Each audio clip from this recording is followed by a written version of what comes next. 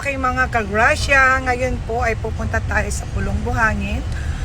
So abangan na lang po natin mamaya ang mga susunod nating mga videos po aking mga kagrasya.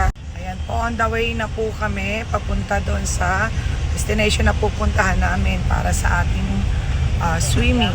So nandito na po tayo. Lilibot ko po kayo mamaya. Ayan. Private ano lang po, kailangan i-schedule muna bago kayo pumunta dito.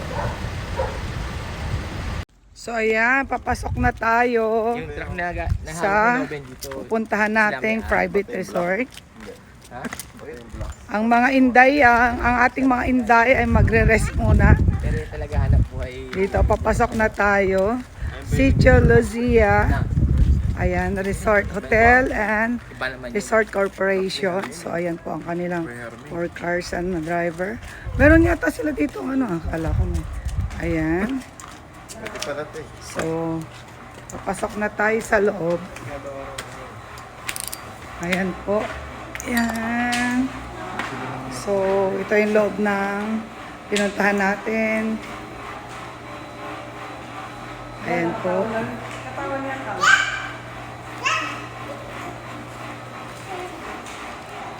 Saan ba natin? Wait lang daw. Ayan, ang aking mga apo, tuwang-tuwa. Kaya, nag-shooting. Kasi nga, Wala ba naman laki ng place na yun? Hindi namin nalimot ni dati ito nung pumunta eh. Oo, doon lang tayo sa opisina sa taas eh. Sa opisina. Meron pa po doon. Pero yun po. Elektary ba itong ano na to? Di ba maliban pa doon sa truck sakay sa bodega sa likod? Pwede sa baba? Ano? Oy. Ganon.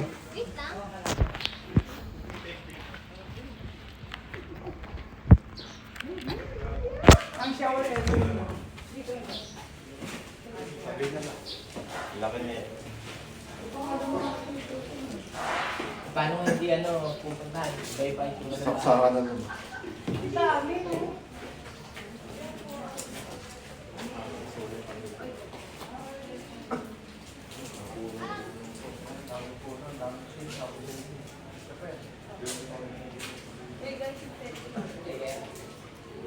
Sinimin ni landscape ng hana.